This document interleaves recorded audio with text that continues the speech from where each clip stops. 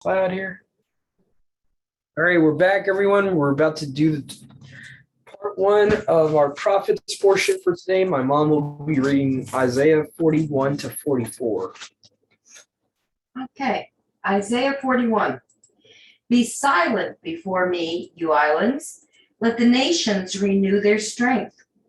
Let them come forward and speak. Let us meet together at the place of judgment. Who has stirred up one from the east, calling him in righteousness to his service? He hands nations over to him and subdues kings before him. He turns them to dust with his sword, to wind-blown chaff with his bow. He pursues them and moves on unscathed, by a path his feet have not traveled before. Who has done this and carried it through, calling forth the generations from the beginning?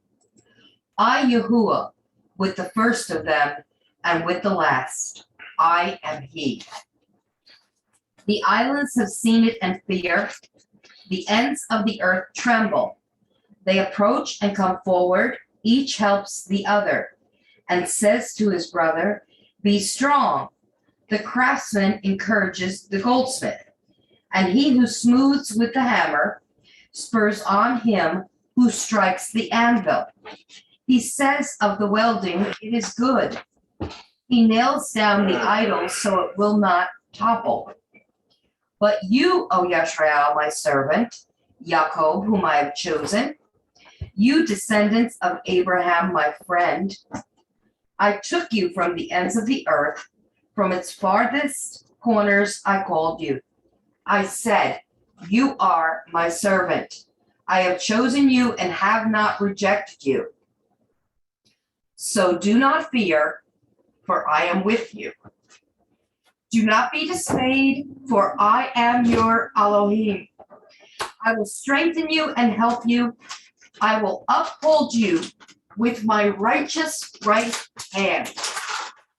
All who rage against you will surely be ashamed and disgraced. Those who oppose you will be as nothing and perish.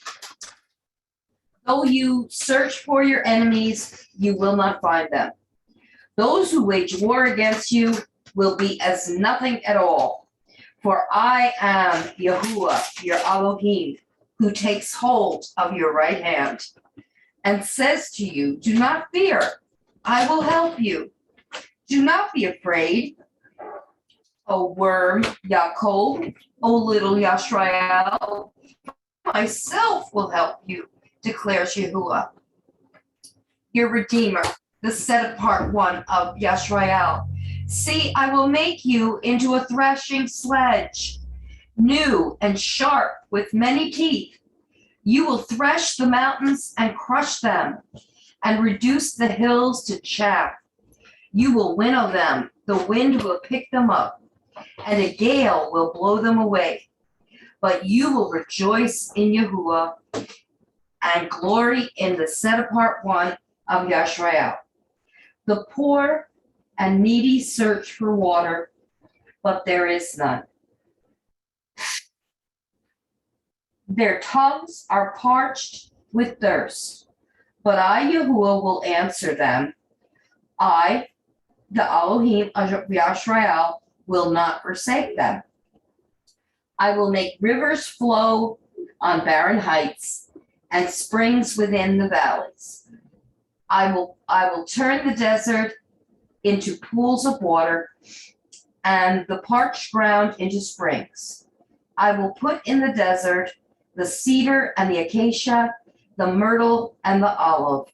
I will set pines in the wasteland and the cypress together, so that people may see and know, may consider and understand that the hand of Yahuwah has done this, that the set-apart one of Yashrael has created it. Present your case, says Yahuwah. Set forth your arguments, says Jacob's king. Bring in your idols to tell us of what is going to happen. Tell us what the former things were, so that we may consider them and know their final outcome, or declare to us the things to come. Tell us what the future holds, so that we may know that you are mighty ones doing something, whether good or bad, so that we will be dismayed and filled with fear. But you are less than nothing, and your works are utterly worthless. He who chooses you is detestable. I have stirred up one from the north, and he comes, one from the rising sun who calls on my name. He treads on rulers as if they were mortar, as if he were a potter treading the clay. Who told of this from the beginning, so we would know, or beforehand, so we could say he was right? No one told of this, no one foretold it. No one heard any words from you. I was the first to tell Zion, look, here they are. I gave to Jerusalem a messenger of good tidings. I look, but there is no one among them to give counsel, no one to give answer when I ask them. See, they are all false. Their deeds account to nothing. Their images are but wind and confusion. Okay, 1 second. We'll go on to chapter 42.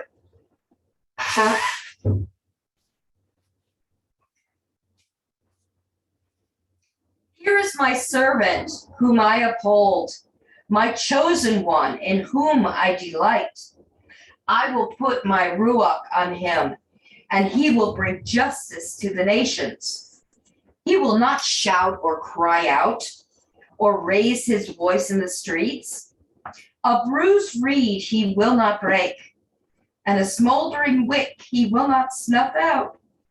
In faithfulness he will bring forth justice. He will not falter or be discouraged till he establishes justice on earth. In his law, okay? In his law, the islands will put their hope. This is what Yahuwah the Elohim says. He who created the heavens and stretched them out, who spread out the earth and all that is in it, who gives breath to its people and life to those who walk on it. I, Yahuwah, have called you in righteousness. I will take hold of your hand. I will keep you and will make you a covenant for the people and a light for the Gentiles, to open eyes that are blind, to free captives from prison, and to release from the dungeon those who sit in darkness. I, Yahuwah, that is my name. I will not give glory to another, or any praise or esteem of my praise to idols. See, the former things have taken place, and new things I declare. Before they spring into being, I announce them to you. Sing to Yahuwah a new song, his praise from the ends of the earth. You who go down to the sea and all that is in it, you islands and all who live in them. Let the desert and its towns raise their voices. Let the settlements where Kedar lives rejoice. Let the people of Selah sing for joy. Let them shout from the mountaintops. Let them give esteem and praise to Yahuwah and proclaim his praise in the islands. Yahuwah will march out like a mighty man. Like a warrior, he will stir up his zeal. With a shout, he will raise the battle cry and will triumph over his enemies. For a long time I have kept silent. I have been quiet and held myself back.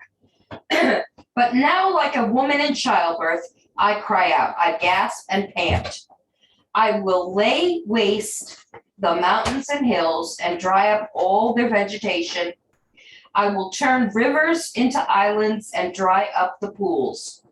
I will lead the blind by ways they have not known. Along unfamiliar paths I will guide them. I will turn the darkness into light before them, and make the rough places smooth. These are the things I will do. I will not forsake them, but those who trust in idols, who say to images, "You are our mighty ones," will be turned back in utter shame. Hear, you deaf, look, you blind, and see. Who is blind but my servant, and deaf like the messenger I send? Who is blind like the one committed to me? Blind like the servant of Yahuwah? You have seen many things, but have paid no attention. Your ears are open, but you hear nothing. It pleased Yahuwah, for the sake of his righteousness, to make his law great and glorious. But this is a people plundered and looted, all of them trapped in pits or hidden away in prisons. They have become plunder, with no one to rescue them. They have been made loot, with no one to say, "Send them back." Which of you will listen to this or pay close attention in time to come? Who handed Yaakov over to become loot and Yashrael to the plunderers?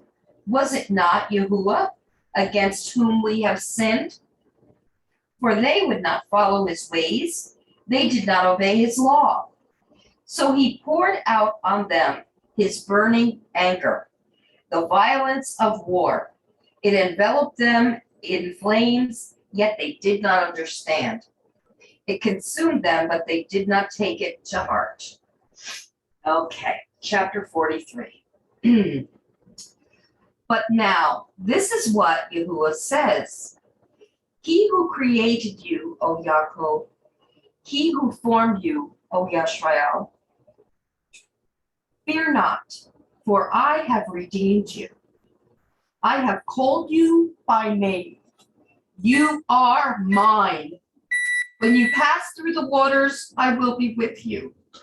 When you pass through the rivers, they will not sweep over you. When you walk through the fire, you will not be burned. The flames will not set you ablaze. For I am Yahuwah, your Elohim, the set-apart one of Israel, your Savior. I give Egypt for your ransom, Cush and Seba in your stead.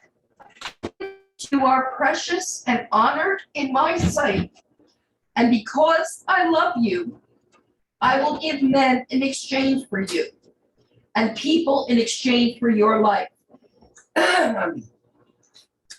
Do not be afraid, for I am with you. I will bring your children from the east and gather you from the west. I will say to the north, give them up, and to the south, do not hold them back. Bring my sons from afar and my daughters from the ends of the earth. Everyone who is called by my name, who I created for my esteem, whom I formed and made. Lead out those who have eyes but are blind, who have ears but are deaf. All the nations gather together and the peoples assemble. Which of them foretold this and proclaimed to us the former things? Let us bring in their witnesses to pursue they were right, so that others may hear and say, it is true. You are my witnesses, declares Yahuwah, and my servant, whom I have chosen, so that you may know and believe me and understand that I am he. Before me, no mighty one was formed, nor will there be one after me. Even I am Yahuwah, and apart from me, there is no Savior. I have revealed and saved and proclaimed. I am not some foreign mighty one among you. You are my witnesses, declares Yahuwah, that I am Elohim. Yes, and from ancient days I am he. No one can deliver out of my hand. When I act, who can reverse it? This is what Yahuwah says. Your Redeemer, the set-apart one of Yashrael. For your sake, I will send to Babylon and bring down as fugitives all the Babylonians in the ships in which they took pride. I am Yahuwah, your set apart one, Yashrael's creator, your king. This is what Yahuwah says. He who made a way through the sea, a path through the mighty waters, who drew out the chariots and horses, the army and reinforcements together, and they lay there, never to rise again, extinguished, snuffed out like a wick. Forget the former things. Do not dwell on the past. See, I am doing a new thing. Now it springs up. Do you not perceive it? I am making a way in the desert and streams in the wasteland. The wild animals honor me, the jackals and the owls, because I provide water in the desert and streams in the wasteland to give drink to my people, my chosen. The people I formed for myself, that they may proclaim my praise. Yet you have not called upon me, O Yaakov. You have not wearied yourselves for me, O Yashrael. You have not brought me sheep for burnt offerings, nor honored me with your sacrifices. I have not burdened you with grain offerings, nor wearied you with demands for incense. You have not brought any fragrant calamus for me, or lavished on me the fat of your sacrifices. But you have burdened me with your sins, and wearied me with your offenses. Even I am who blots out your transgressions for my own sake and remembers your sins no more. Review the past for me. Let us argue the matter together. State the case for your innocence.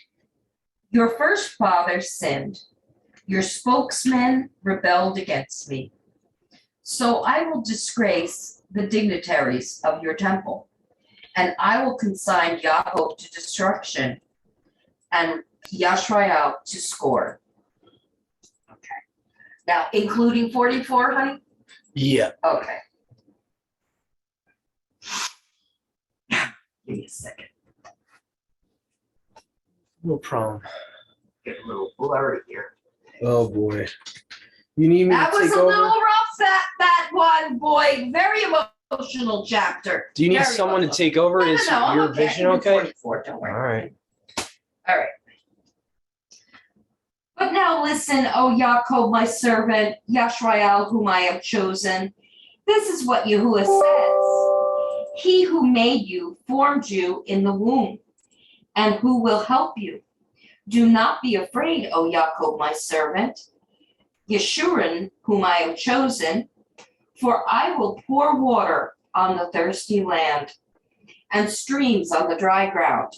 I will pour out my ruach on your offspring and my blessing upon your descendants. They will spring up like grass in a meadow, like poplar trees by flowing streams. One will say, I belong to Yahuwah. Another will call himself by the name of Yaakov. Still another will write on his hand the masters and will take the name Yashrael. This is what Yahuwah says. Yashrael's king and redeemer, Yahuwah Almighty. I am the first and I am the last. Apart from me, there is no other mighty one. Who then is like me? Let him proclaim it. Let him declare and lay out before me. What has happened since I established my ancient people, and what is yet to come?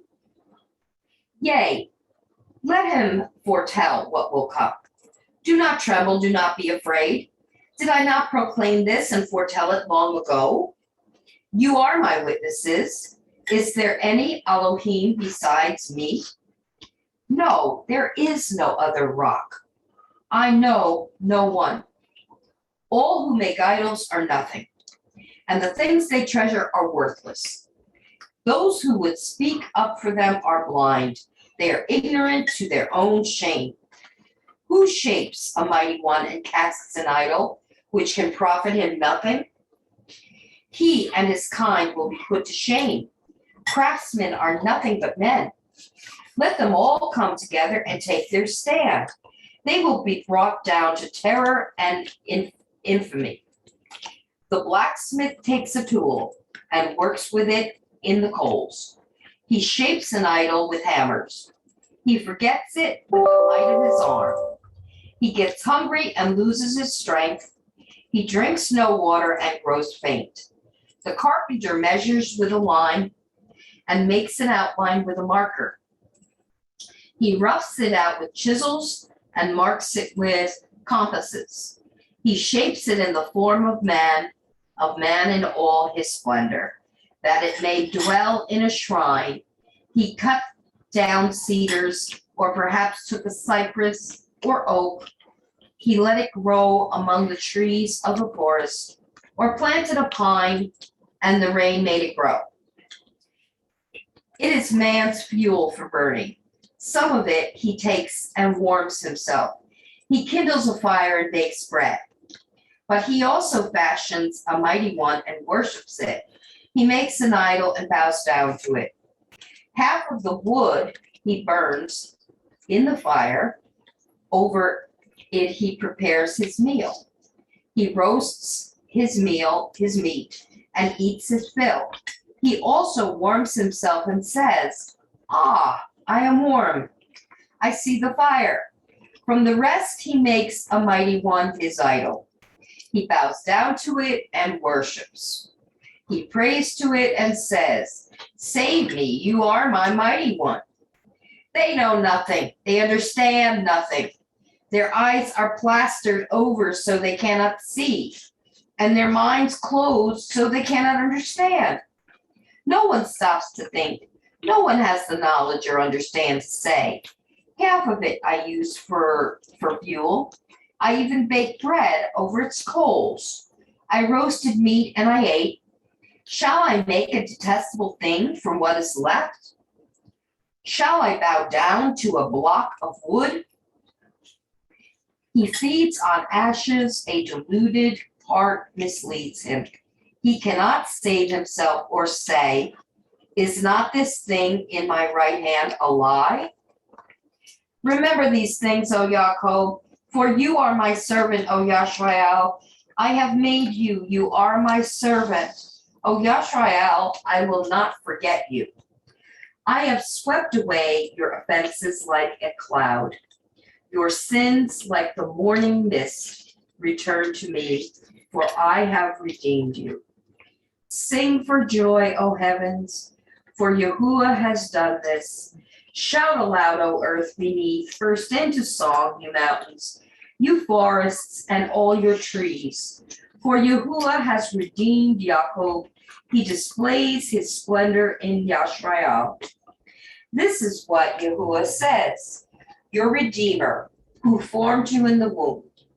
I am Yahuwah, who has made all things, who alone stretched out the heavens, who spread out the earth by myself, who foils the signs of false prophets and makes fools of diviners, who overthrows the learning of the wise and turns it into nonsense, who carries out the words of his servants and fulfills the predictions of his messengers, who says of Jerusalem, it shall be inhabited, of the towns of Yehuda, they shall be built, and of their ruins I will restore them.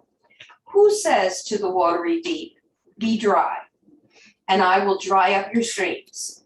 Who says of Cyrus, he is my shepherd, and will accomplish all that I please?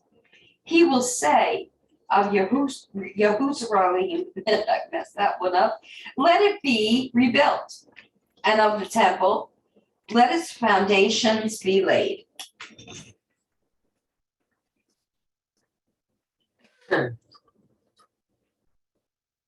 All right. Want me to go on to 49, Um, or do you want a new read? I think I'm gonna have Brother Joshua, if you're able to, I would like you to read Isaiah 49 to 51. Gotcha.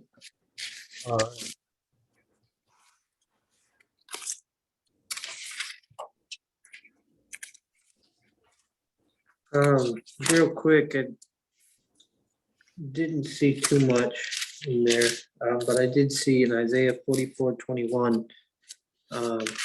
So, the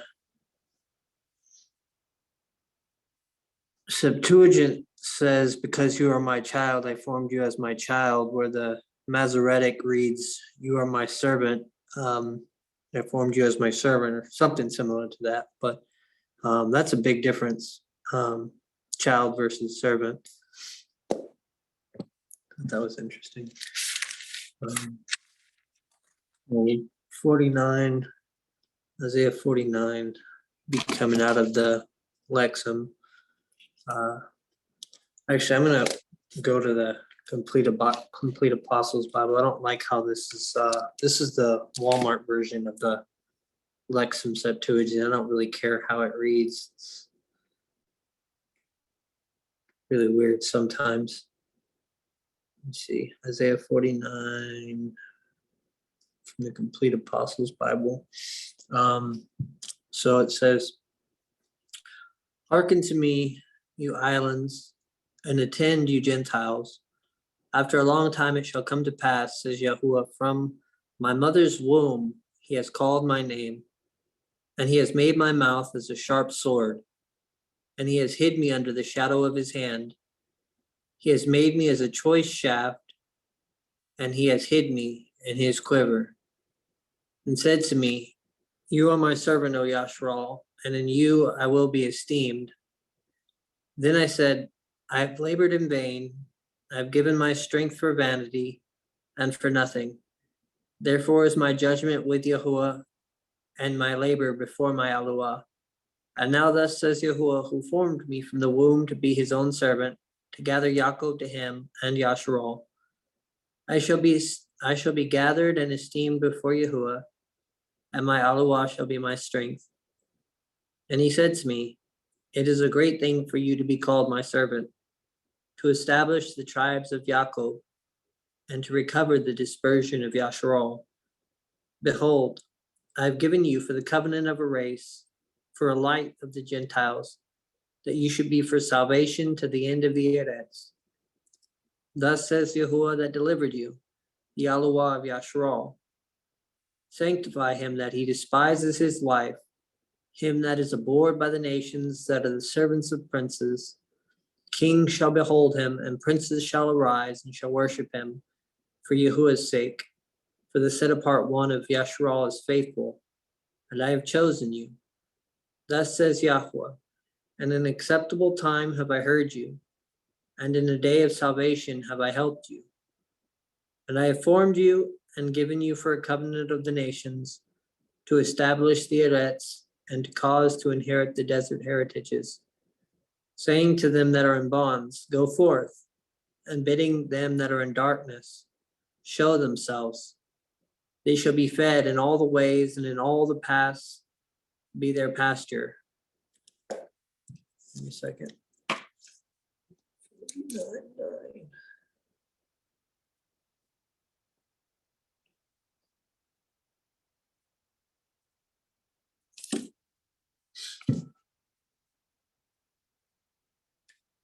Verse 10, they shall not hunger, nor shall they thirst, nor shall the heat nor the sun strike them.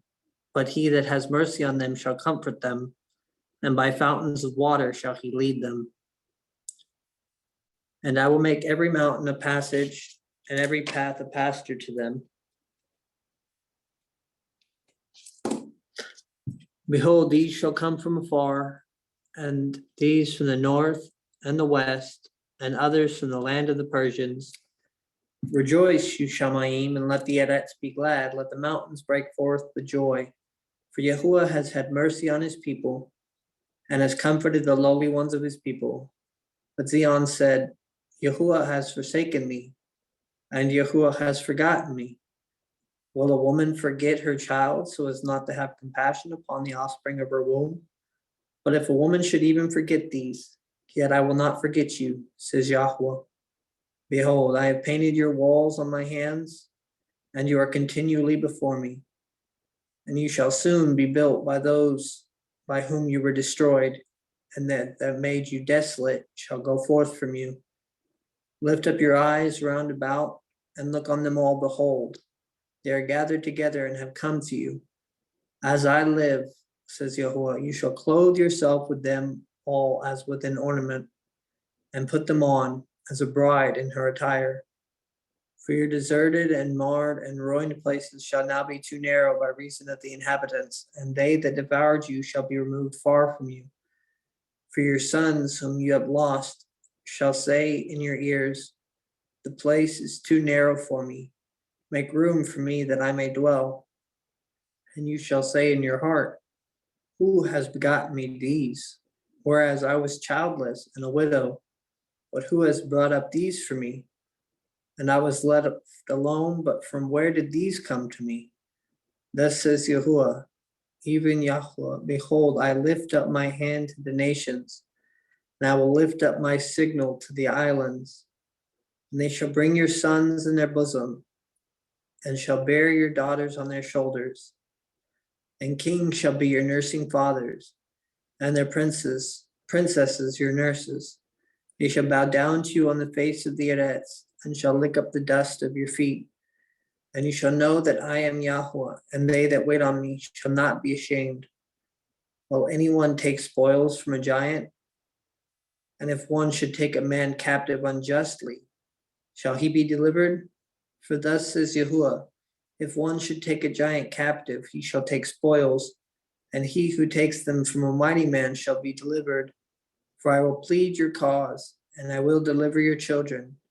And they that afflicted you shall eat their own flesh, and they shall drink their own blood as new wine, and shall be drunk. And all flesh shall perceive that I am Yahuwah that delivers you, and that upholds the strength of Yaakov.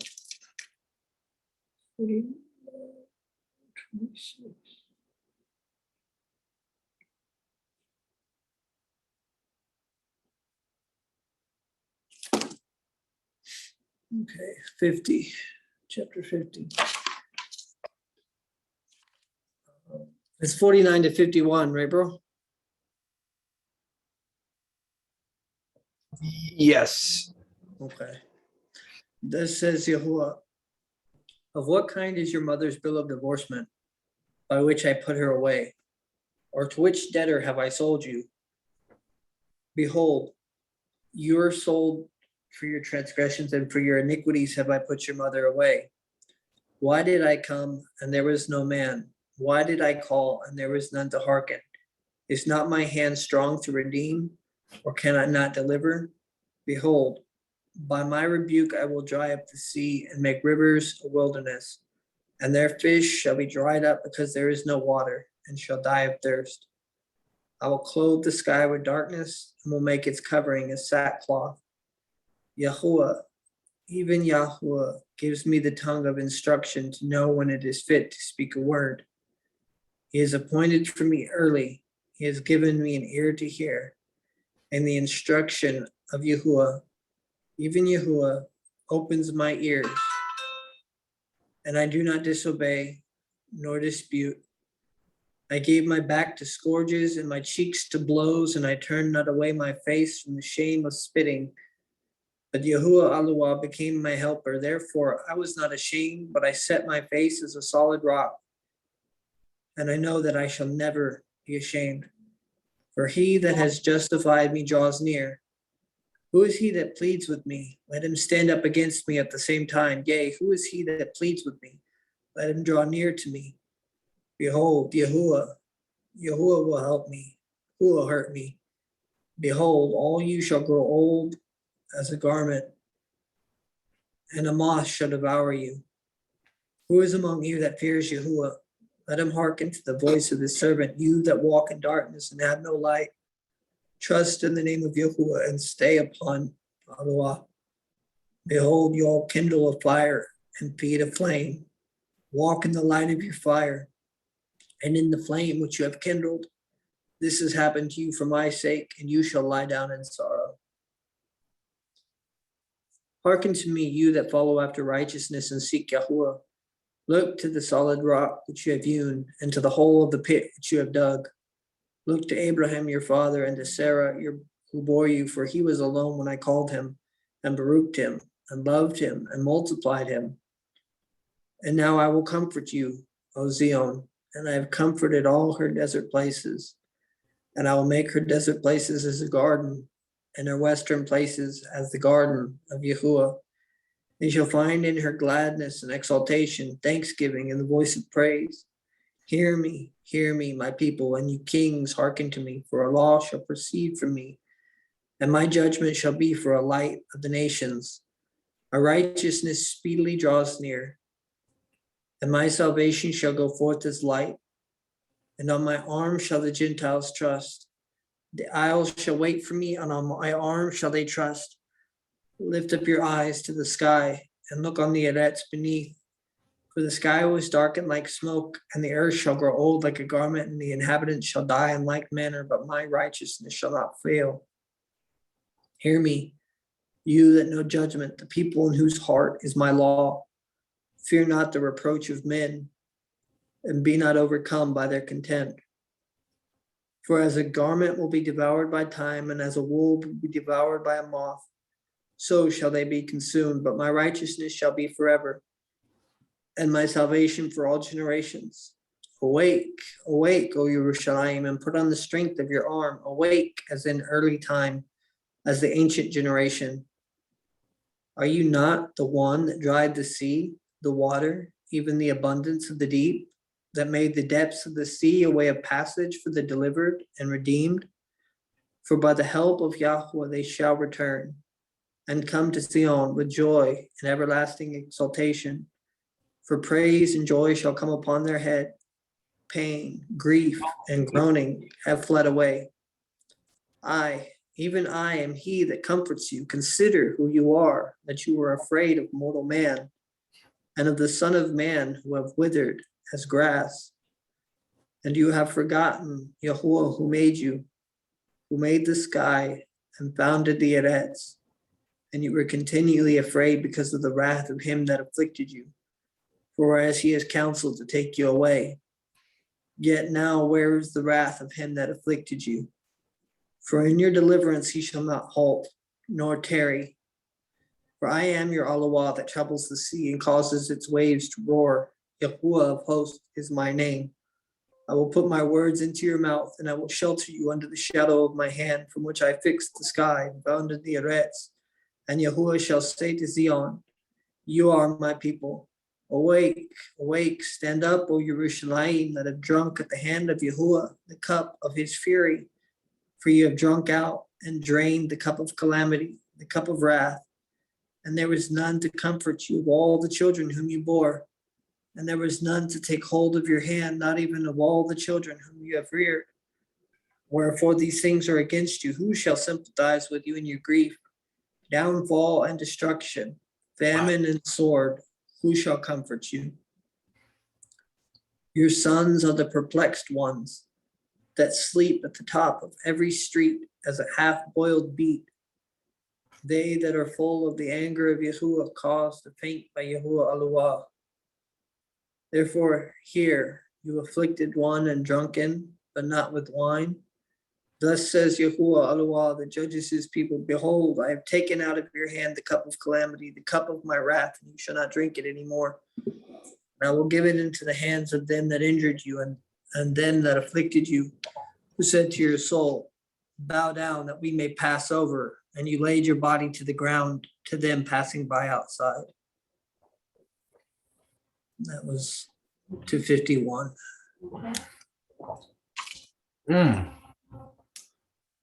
So, wow. A lot of interesting things here. What I noticed from one of the chapters my mom was reading from even before is I think we missed something we should have brought out about the suffering servant thing. There's certain verses that allude to that Yahuwah is not just calling Yashar all his servant, but he's foreshadowing his son, Yahusha here. And a lot of leadership in Judaism doesn't want you to realize this. They want you to think Israel is the suffering servant of Isaiah 53. Those that actually read Isaiah 53 of Judaism, I should say, will say that because most of them don't want to read it. Most of them don't want most rabbis won't even allow you to read it in the land today. But I just want to show you something here. In chapter 42, for example, verse 1, this is how the Aramaic Targum, by the way, the Targums are considered authoritative by Yemenite Jews today. So these are not Christian translations. I want to make that clear. So it's not a bias here at all. It's actually the opposite. So just for the FY, people will say, "Oh, he's using, a Christian version or whatever." No. These are not Christian. Okay, these would have no bias whatsoever. They're not trying to insert Yahusha into there.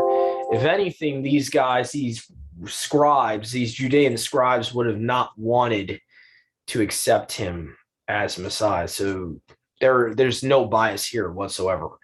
So Isaiah 42, verse 1 in the Targum of Isaiah reads as, "Behold my servant, the Messiah, whom I bring, my chosen in whom one delights. As for my word, I will put my set-apart spirit upon him." Doesn't say he's putting his spirit on Israel. Says I will put my set apart spirit upon him. And the word right before I will put my set apart spirit says my word. Okay. So it's saying that his ruach is on the word of Yahuwah. He shall reveal my judgment unto the nations. So clearly in the Aramaic Targum of chapter 42, verse 1, Israel is not the chosen servant. Clearly. And that's important because that's the only reason Judaism doesn't accept that Yahushua is a true Messiah today, is because they have these false interpretations, not understanding these messianic prophecies. And that's one of them. It literally, in 42 it says, let's see here. Where's one of them? Chapter 50 had a big one that clearly shows this is not Israel being referred to. Chapter 50, which Joshua just read, if you look at the Targum here, it's even more literal. Any version you can get this concept. It says, I gave my back to smiters, or what does it say in the Septuagint? I think it says scourging. I gave my back to scourging. Okay, Yahusha was scourged. He was whipped. Okay. My cheeks to them that, and let me see if I can find a really good version of this, because even the Targum kind of changes this verse a little bit to kind of hide it. This is where the Septuagint is very valuable here in chapter 50. It makes it very clear who it's talking about, and it's not Israel. So if we go to Isaiah 50, verse 6, I believe it is. Let's see here. It says, okay. Yeah, I don't like how it says pull off the beard. That doesn't even make any sense. I don't know why the Masoretic does that. They completely make it sound retarded. Okay, the Septuagint says here, I gave my back to scourges. Okay, Yahusha was scourged, right? And my cheeks to blows, meaning, punched in the face. And I turned not my face away from the shame of spitting. Anyone that wants to say this is Israel, I'm sorry, I can't take you seriously. This is only one person this can be referring to. Okay? And it's Yahusha. It's clearly talking about Yahusha of Nazareth here. Okay? Way before he came to earth. Okay? So clearly, This is one of the reasons why Judaism today does not want to, accept Yahushua's. Basically, this is why Judaism today doesn't want people reading certain chapters of Isaiah. Because that one verse alone from that chapter, just chapter 50, that one verse clearly shows us talking about Yahushua as the chosen servant. Okay, and I just showed you from 42 of the Aramaic Targums, it's talking about the servant being the Messiah. Israel is not the Messiah. Okay. We go other. Okay.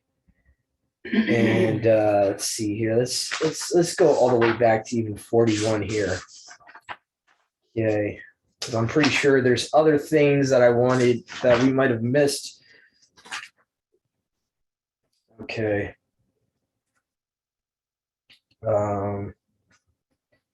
Let's start at 41 here. Okay. Chapter 41. Let's see if there's anything missing here. Here we go. Well, we just talked about.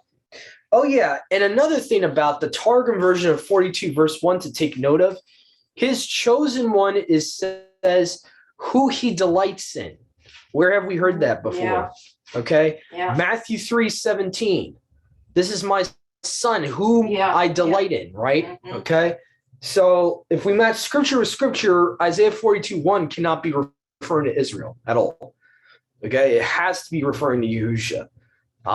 So clearly, and like I said before, these are Judean scribes that most likely were like Pharisees and Sadducees that wrote these Targums. They did not believe that Yahushua was the Messiah, yet they were honest enough in their versions of Isaiah to not try to hide this idea of a divine Messiah. Okay, they themselves even understood that Israel is not the Messiah. Their problem with not accepting Yahushua, that's a whole nother topic for a whole nother day, that they were just blind. They had blinders on them. Yahuwah had blinders on them. So let me see here. Isaiah 41:14. Fear ye not, you tribes of the house of Jacob, you seed of Israel, seed of Yasharal. My word shall be your help, says Yahuwah, and your redeemer, the set apart one of Yasharal. So actually, the word of Yahuwah, Yahusha here, is being called their savior in verse 14. Okay. And 41 verse 13, the prior verse here says, for I am Yahuwah your Elohim that will hold you fast by your right hand, who says unto you, fear not, my word, all caps here for word, shall be your help. Again, so the Targum here is showing that the word is their savior, the word is their help. Okay. All right. So 41 verse 9. I have brought you out of the families of the earth. I have chosen you out of a kingdom, and I have said unto you, you are my servant. I delight in you. I will not thrust you away. Fear not, for my word, verse 10 here, my word shall be your support. Be not dismayed, for I am your Elohim. I will strengthen you. Yea, I will help you. I will uphold you with my righteous right hand. Okay, let's see here. Guess we can go to chapter 42 here. I think that's about it. All right. So let's see here. We already did verse 1 of 42. Okay. Let's see. Elohim of eternity. Here we go. Now, interestingly, the Targum enough in 42 verse 6, Judaism wants to say this is Israel, right? I've given you a covenant for a light of the Gentiles, for a covenant. Okay, where in the prophecies, in the prophets, though, does Yahuwah ever say Israel is a covenant for the Gentiles? Where there's nowhere you can find that. The Targum of Isaiah 42 verse 6 says, I, Yahuwah, will make you to grow in truth. Remember in Isaiah 11, how it talks about this Messiah, he would what? He would grow in knowledge of the scriptures and all that, right? Okay. I will make you to grow in truth in Torah and will hold your hand. I will direct you and give you the person that's growing in truth for a covenant of the people, a light of the Gentiles. Who's the light according to the book of John? Right? Okay.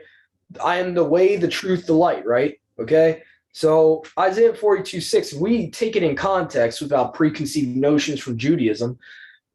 It's actually talking about Yahusha as the light, not Israel. That's a preconceived bias that tradition has taught us. Nowhere in the Torah does it ever say it. Originally Israel was supposed to be a light. We could say that. Yeah, allegorically, yeah, they were supposed to graft them in and everything, right? But in context, this verse is talking about a single individual servant that is supposed to be a covenant to the Gentiles, which we know Yahusha pretty much grafted in the Gentiles into Israel, into Yasharal. So if we're honest with the text there, verse 6 is talking about Yahusha, not Israel. Okay. Israel never opened the eyes of the blind. Okay. Yahusha again. Okay. I'll just show you this. Verse 7 to me is clearly talking about Yahusha. Says to open the eyes of the blind, to bring bound in them that sit in darkness out of bonds. Okay, this is talking about physically breaking chains of slavery in the prison house. What does Yahusha do after he ascends? Doesn't he break Peter out of physical bonds? I mean, verse 7 clearly is talking about Yahusha. Let's see here. I will not give to another things that come to pass. Okay. Let's see anything else I wanted to bring out here, because there's a lot of things about Yahusha in these chapters here. I don't want to miss anything to really bring out here.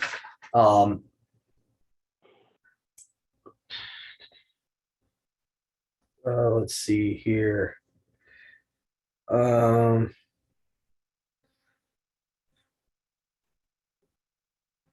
Okay, I'm just looking here at the rest of 42. Now there's nothing else to bring out. We'll go to 43 now.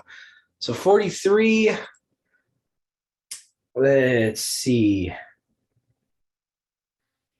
43 verse 2 of the Targum of Isaiah says, for at first when you did pass the Red Sea, my word was your support. Pharaoh and the Egyptians, who were as many as the waters of the river. So remember how in prophecy, waters, people, okay, did not prevail against you again. When you came across nations who were as mighty as fire, you did not prevail. They did not prevail against you. Kingdoms which were strong as a flame did not destroy you. So what the Targum is doing here, it's kind of giving you prophetic definitions of words. So it's letting you know sometimes when it talks about a fire overtaking them, it's not being literal. It's talking about kingdoms or people, just as waters are referred to people in prophecy in the book of Revelations. So let's see here. I loved you dearly. Okay. Captivity. Again, 43 verse 5 again says, my word shall be your support. And talks about bring back the captivity. Okay. Captivity, my people. Again, in verse 6, they were like the blind. Gathered together. They came together. Let them bring forth their witnesses. Okay, here we go. Verse 10 of 43. You are my witnesses, says Yehoiah, my servant, the Messiah, in whom is my delight, in order that you may know and that you may believe in me and understand that I am he who was from the beginning. Yea, ages after ages are mine, and besides me, there's no mighty one. What's interesting about this expounding here in the Targum of verse 10 of chapter 43 is it seems like Yahuwah is separating Israel from the Messiah. Like the way it's worded, it says, "You are my witnesses," meaning Israel is his witnesses, and my servant, the Messiah. So you see how he's not equating them as the same thing. The Messiah is someone else other than Israel. Okay. And he talks about the Messiah is in whom where he delights. And again, we talked about that from the New Testament. The New Testament clearly shows that who he takes in delight is his son, Yahushua, obviously. Okay. Even I, besides me, there's no savior. Okay. From eternity, I am he. There's none that can deliver out of my hand. Oh, I wanted to mention something weird about the Masoretic text. If you look at the Hebrew, if I'm not mistaken, where is the I am, the famous I am verse? Okay, that's 41 verse 4, actually. I want to just look at this for a second because I remember looking at this during the week. Even though in the English translation of the King James, it has the I am there, it would be interesting to note that technically the Asher Ahaya is not in that verse. So you have no am, which is weird. So the Masoretic is like messing with stuff, monkeying with stuff here. And the only words they have in the Hebrew is I, he. Am was actually added in by the King James, I guess, to make it make sense. Because, I, he, that's like linguistically, that doesn't make sense in the English language, But if you look at the Greek of the Septuagint in the same verse, the I am's there. So the Asher Ahai is there in the Greek. Okay, you got the I, G1473, am, G151021. So you have both of them.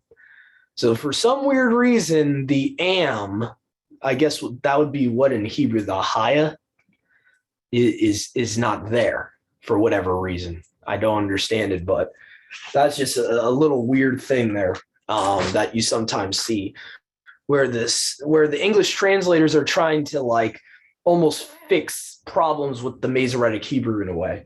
They're like trying to cover the Masoretes' tracks in a weird way, or trying to make it look like there's not a big discrepancy or something. Another instance of that is Genesis 2:2, where the Masoretic says on the seventh day he stopped working.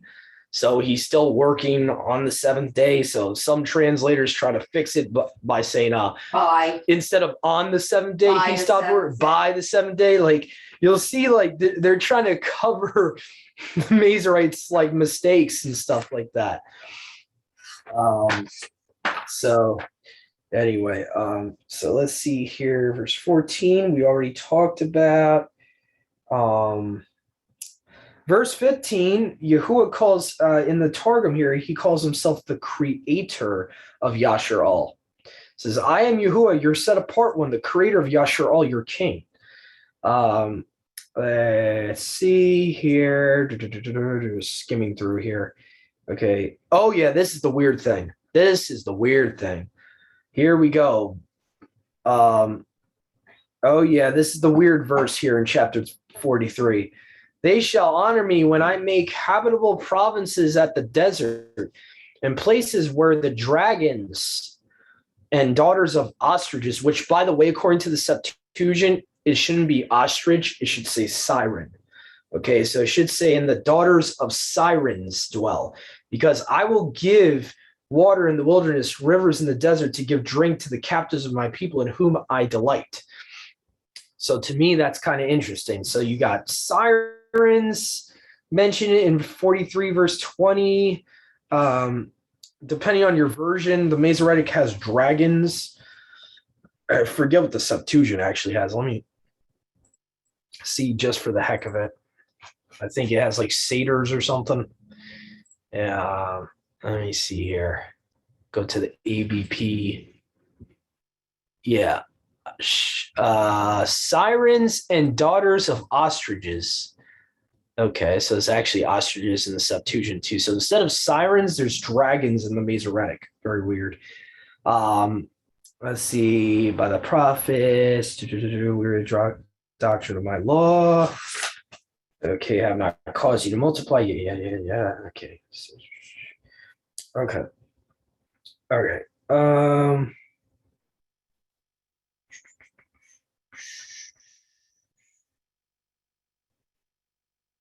Okay. 44 verse 6. I want to look at 44 verse 6 specifically. I'm trying to move as quickly as possible here because I know we're kind of behind on time wise. All right. So again, this is the weird thing.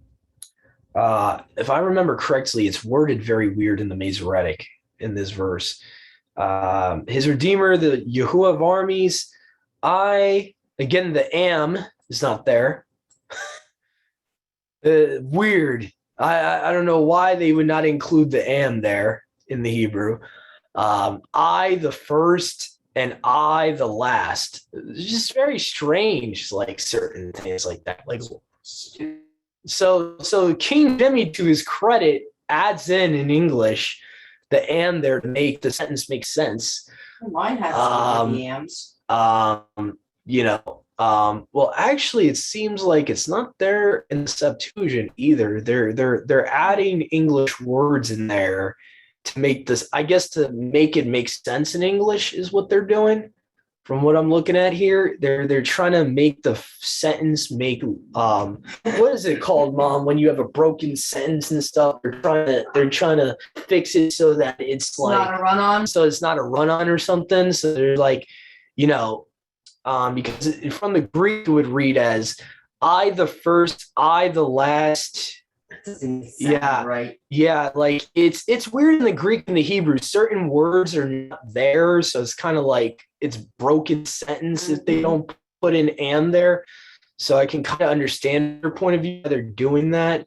Still, it's a very Crucial thing. it's crossing a line though in a way. It's like kind of like you're adding to the scripture to make it make sense, and that's kind of a tricky thing there, because so anyway, but so I the first, I hereafter, which I don't like how the Bretons puts hereafter. It's a very weird, like it should say the last, which the ABP does.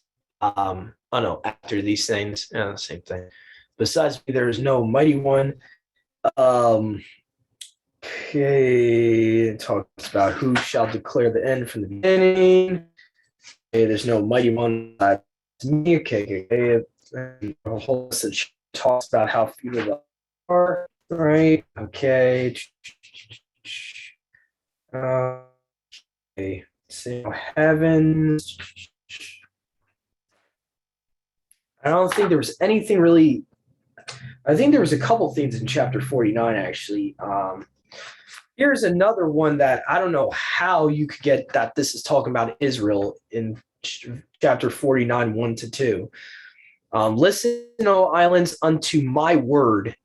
Hearken, O kingdoms, from afar. Yahuwah called me before I was. He has made mention of my name from the bowels of my mother.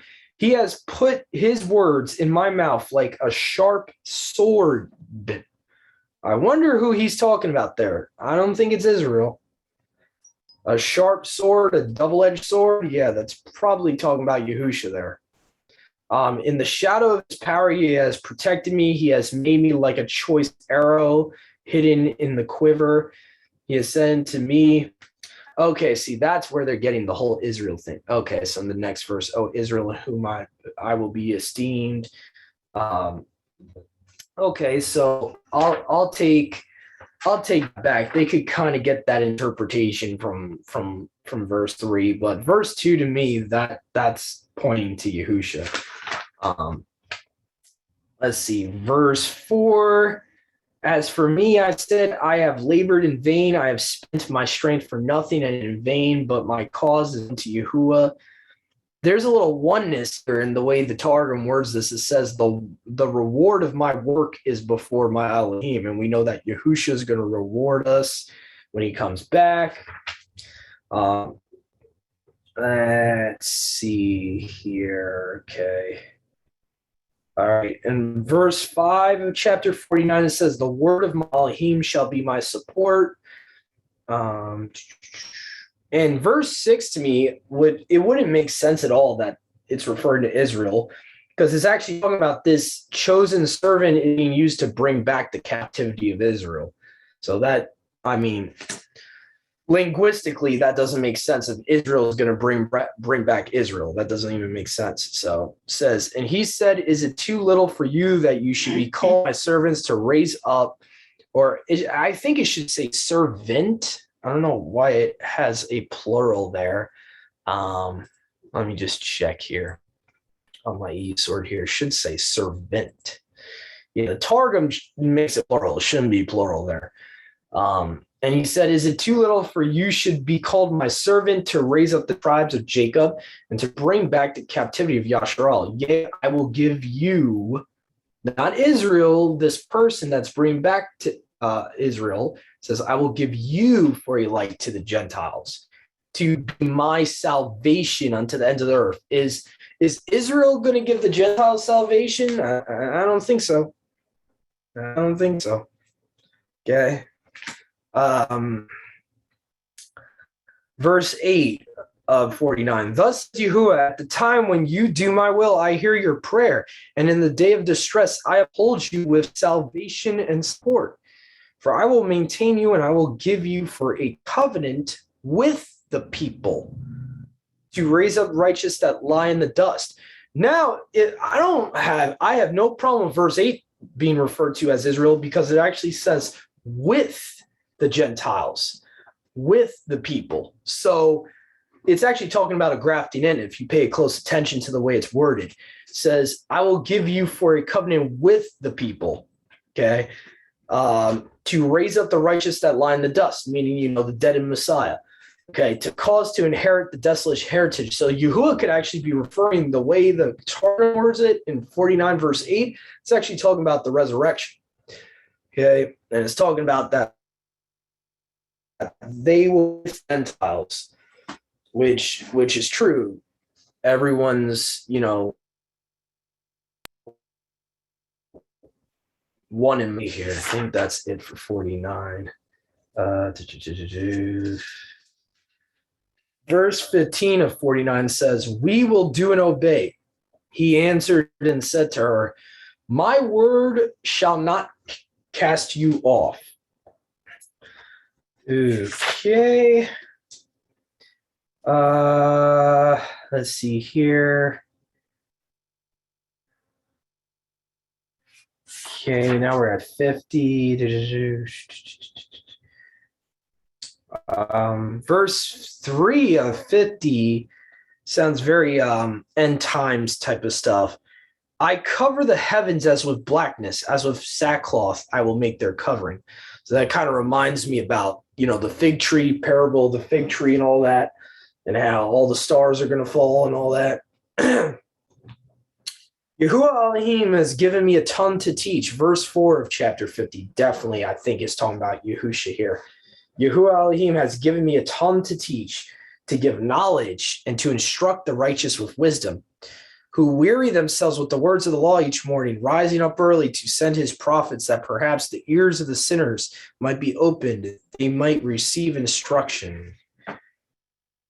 Okay, and we talked about verse 6 before.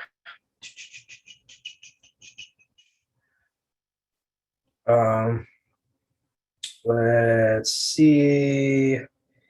Anything else in chapter 50 before I go to 51? Okay. Wow, this is a long expounding here in verse 11 of chapter 50.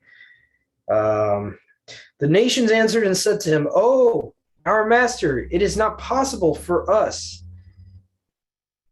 to occupy ourselves with the Torah." What does that sound like? I don't know, Christianity maybe? We can't possibly occupy ourselves with the law, because we were continually wage war against each other. When we gain the victory over the other, we burn their houses with fire and bring their children and their treasures into captivity, and in this manner our days are spent. Thus it is impossible for us to occupy ourselves with the law. The set apart one, Baruch be he, answered and said unto them, Behold, all of you who stir up a fire and lay hold on the sword, go ye, fall into the fire which you have stirred up. And by the sword which you have laid hold on, this shall be unto you from my word. You shall turn to your destruction. So it's kind of interesting. The last part of that verse in 11 of the Targum kind of reminds me what Yahusha says to Kapha, Peter. Those that live by the sword shall die by the sword. So very interesting. 51 talks about Abraham, Sarah. Okay, verse 1 of 51 says, Hearken to my word, you that follow after truth, who seek instruction from Yahuwah. Consider that you were cut out like a stone hewn from a rock, that you were cut out like a mass hewn out of a hollow cistern. Okay. Let's see here. Verse 4 of 51. Listen to my word, O my people, and give ear, O my congregation, to my service, for the law shall go forth from me, and my judgment like a light. The nations which I led into captivity shall praise it. Okay. My righteousness is near, my salvation has gone forth, and the nations shall be judged by the strength of the arm of my might. The islands shall trust for my word, and they shall wait for the strength of the arm of my strength. Verse 7 of 51. Hearken unto my word, you that know the truth, the people in whose heart is the instruction of my law. Be ye not afraid of the reproaches of the sons of men, neither be terrified on account of their grandeur. Okay. Interesting. Yahuwah kind of parallels Pharaoh with Satan in verse 9 here of 51. It says, I destroyed Pharaoh and his army who were strong as a dragon. So that's kind of interesting. Out of their captivity. Okay. All right, there shall be an end to sorrow, sign for the house of Yahshua. Verse 12. I am he that comforts you. Of whom are you afraid? Of a mortal man, or of a son of man who is counted like grass? Okay.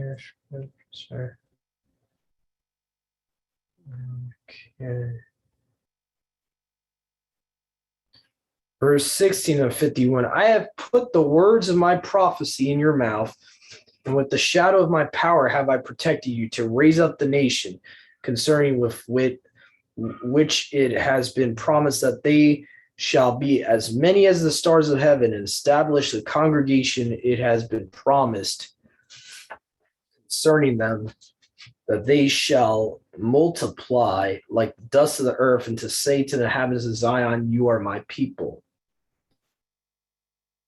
Okay,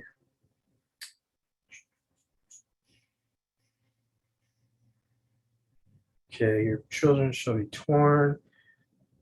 Will take vengeance from his people to take away the cup of cursing. The fury shall no more drink it again. Chains and neck are broken. Okay, that's about it. So, all right. So now we're going to continue to the next portion, the last part of our prophets portion, before we're going to go into the last part, which would be our new covenant portion. So we're going to go into now. Let me see here. I think it should be 1 Chronicles 18 to 23. Brother Dennis, I think I'm going to have you do that for us. Just let me know if that's too much. I could always split with you the chapters. but just let me know if you want to split them up with me. Just let me know.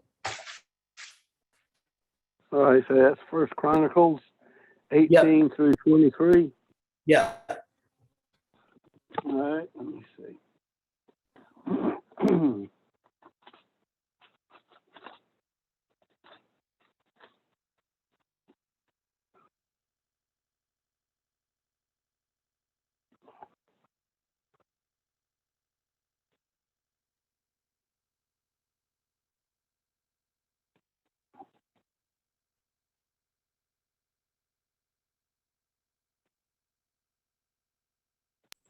All right. Let me get this set up here.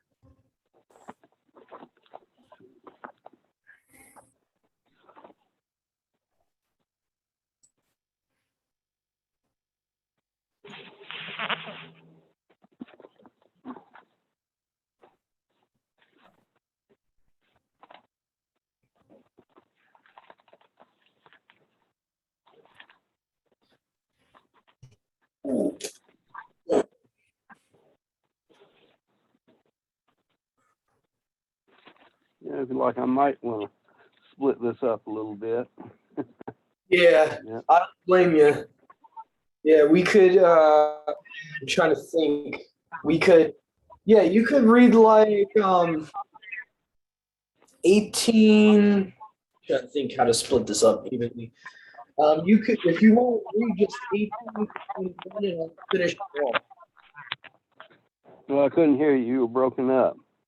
I said if you want, you can read just 18 to 21, and I'll do the last two chapters. Okay. I can read something if you need it. Okay. Just tell me what. All right. Let's see, Shoshana. Trying to think. I was gonna have Brother Dennis and you just split up the Chronicles portion we have. After Dennis reads 18 and 21, you think you could read chapters 22 and 23? Sure. Okay, cool. Thank you, sis. Shabbat shalom. Shabbat shalom. Okay. Chapter 18. And after this, it came to be that Daud smote the Philistines and humbled them, and took Gath and its towns from the hand of the Philistines. And he smote the Moabites, and the Moabites became Daud's servants, and brought presents. And Daud smote Hadazer, sovereign of Zobah, as far as Hamath, as he went to establish his power by the river Euphrates. And Daud took from him 1,000 chariots, and 7,000 horsemen, and 20,000 foot soldiers. And Daud also hamstrung all the chariot horses, but left of them 100 chariots. And when Aram of Damascus came to help Hadazer, sovereign of Zobah, Daud smote 22,000 of Aram. And Daud stationed men in Aram of Damascus, and the Arameans became Daud's servants, and brought presents. And Yahuwah saved Daud wherever he went. And Daud took the shields of gold that were on the servants of Hadazer, and brought them to Jerusalem. And from Tebeth and from Kun, cities of Hadazer, Daud brought a large amount of bronze, with which Shlomo made the bronze sea, and the columns, and the vessels of bronze. And when Saul, sovereign of Hamath, heard that Daud had smitten all the army of Hadazer, sovereign of Zobah, he sent Hadoram, his son, to sovereign Daud to ask peace of him and brought him, because he had fought against Hadazer and smote him, because Hadazer had been fighting against Daud with all kinds of objects of gold and silver and bronze. Sovereign Daud also set these apart to Yahuwah, along with the silver and gold that he had brought from all these nations, from Edom, and from Moab, and from the children of Ammon, and from the Philistines, and from Amalek. And Abishai, son of Teruiah, smote 18,000 Edomites in the valley of Salt. And he put watchposts in Edom, and all the Edomites became David's servants. And Yahuwah saved David wherever he went. So David reigned over all Yisrael, and he was doing right ruling and righteousness to all his people. And Joab, son of Zeruiah, was over the army, and Jehoshaphat, son of Ahilud, was recorder. And Zadok, son of Ahitub, and Amalek, son of Abiathar, were the priests, and Shalsa was the scribe. And Benayahu, son of Jehoiada, was over the Kerethites and the Pelethites, and the sons of Daud were chiefs at the sovereign side. 19. And after this it came to be that Nahash, the sovereign of the children of Ammon, died, and his son reigned in his place. And Daud said, let me show kindness to Hanun, son of Nahash, because his father showed kindness to me. So Daud sent messengers to comfort him concerning his father. And the servants of Daud came to Hanun in the land of the children of Ammon to comfort him. And the chiefs of the children of Ammon said to Hanun, is Daud esteeming your father in your eyes because he has sent comforters to you? Have his servants not come to you in search and to overthrow and to spy out the land? So Hanun took Daud's servants and shaved them and cut off their garments in the middle at their buttocks and sent them away. And when some went and informed Daud about the men, he sent to meet them, because the men were greatly ashamed. And the sovereign said, remain at Jericho until your beards have grown, and then return. And when the children of Ammon saw that they had made themselves a stench to Daud, Hanun and the children of Ammon sent 1,000 talents of gold to hire chariots and horsemen from Aram Naharaim, and from Aram Maacah, and from Zobah. For they hired for themselves 32,000 chariots with the sovereign of Maacah and his people, who came and encamped before Medeba. And the children of Ammon had gathered from their cities and came to battle. And when Daud heard, he sent Joab and the entire army of the mighty men. And the children of Ammon came out and put themselves in battle array before the gate of the city. And the sovereigns who had come were by themselves in the field. And when Joab saw that the battle had been set against him before and behind, he chose some of the choice ones of Yisrael and put them in battle array to meet Aram. And the rest of the people he put under the command of Abishai, his brother, and they set themselves in battle array to meet the children of Ammon. And he said, if Aram is too strong for me, then you shall help me. But if the children of Ammon are too strong for you, then I shall help you. Be strong, and let us show strength for our people and for the cities of our Alaim, and let Yahuwah do what is told in his eyes. And Joab drew near, and the people with him, to battle against Aram, and they fled before him.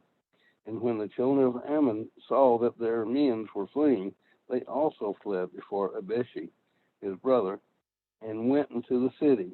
And Joab came to Jerusalem. And when Aram saw that they had been smitten before Yisrael, they sent messengers and brought the Arameans who were beyond the river, and Shaphat, the commander of Hadadeser's army, went before them. And it was reported to Daud, and he gathered all Yisrael and passed over the Jordan and came upon them and set up in battle array against them. And Daud set up in battle array against Aram, and they fought with them. And Aram fled before Yisrael, And Daud slew 7,000 charioteers and 40,000 foot soldiers of the Arameans, and smote Shaphat, the commander of the army. And the servants of David saw that they were smitten by Yisrael, and they made peace with Daud and became his servants. And the Arameans would not help the children of Ammon anymore. 20. And it came to be in the turn of the year, at the time sovereigns go out to battle, that Joab led out the power of the army and destroyed the land of the children of Ammon, and came and besieged Rabbah. But Daud remained at Jerusalem, and Joab smote Rabbah and overthrew it. And Daud took their sovereign's crown from his head, and found it weighed a talent of gold, and there were precious stones in it, and it was set on Daud's head. And he also brought out the spoil of the city, a very great amount. And he brought out the people who were in it, and put them to work and with saws, and with iron picks, and with axes. And thus Daud did to all the cities of the children of Ammon. And Daud and all the people returned to Jerusalem. And afterward it came to be that fighting broke out at Gezer of the Philistines. Then Sibbecai, the Hushathite, smote Sippai, the sons of the giant, and they were humbled. And there was fighting again with the Philistines, and Elbanan, son of Jair, smote Labni, the brother of Goliath, the Gittite, the shaft of whose spear was like a weaver's beam. And there was fighting again at Gath, where there was a man of great size, with 24 fingers and toes, 6 and 6, and he too was born to the giant. And he reproached Yisrael, and Jonathan, son of Shema, Daud's brother, smote him. These were born to the giant in Gath, and they fell by the hand of Daud and by the hand of his servants. 21. And Shaitan stood up against Yisrael and moved Daud to number Yisrael. And Daud said to Joab and to the rulers of the people, Go, number Yisrael by Beersheba to Dan, and bring the number of them to me so that I know it. And Joab answered, Yahuwah does add to his people 100 times more than they are. But my master the sovereign, are they not all my master's servants? Why does my master seek to do this? Why should he be a cause of guilt in Yisrael? But the sovereign's word prevailed against Joab, and Joab left and went throughout all Yisrael and came to Jerusalem. And Joab gave the sum of the number of the people to Daud. And all Yisrael had 1,100,000 men who drew the sword. And Yehuda had 470,000 men who drew the sword. But he did not number Louis and Benjamin among them, for the sovereign's word was loathsome to Joab. And it was evil in the eyes of Yahuwah concerning this matter, and he smote Yisrael. Then Daud said to Yahuwah, I have sinned greatly because I have done this matter. But now, I pray, take away the crookedness of your servant, for I have done very foolishly. And Yahuwah spoke to Gad, Daud's seer, saying, Go, and you shall speak to Daud, saying, Thus said Yahuwah, I hold 3 options before you. Choose one of them for yourself, and I do it to you.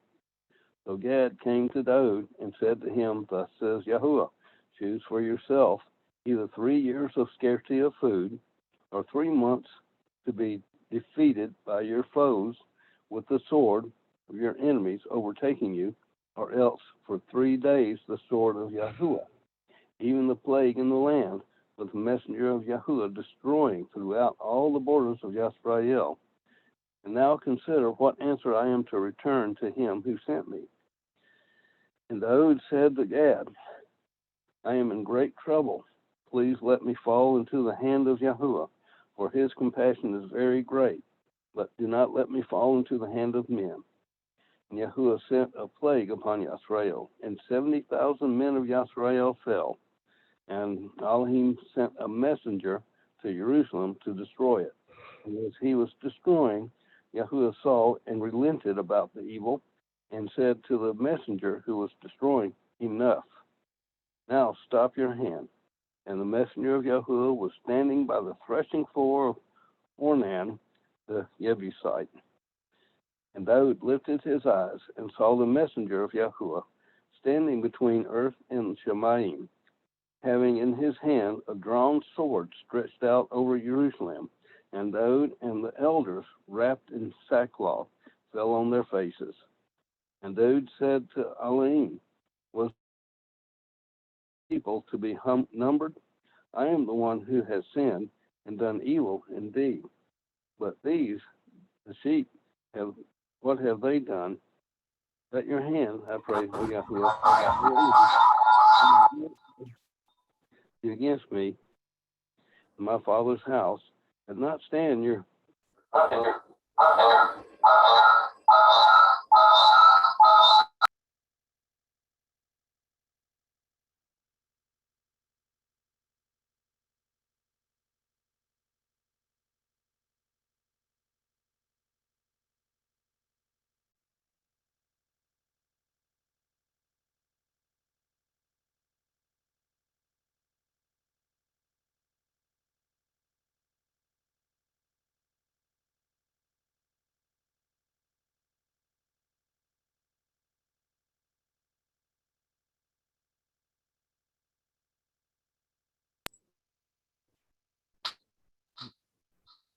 My bag.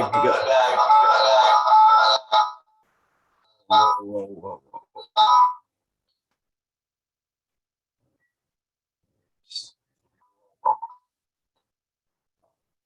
Here, there's a way to. Should be a way.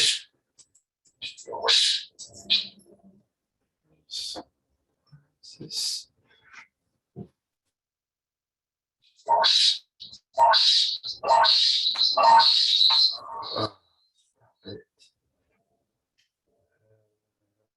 Why is there no?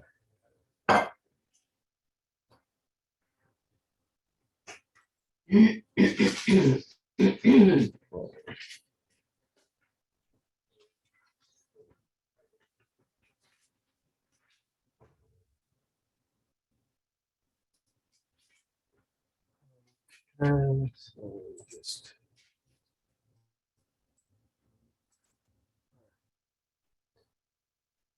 Okay. Hey, brother Dennis, my bad. I meant to.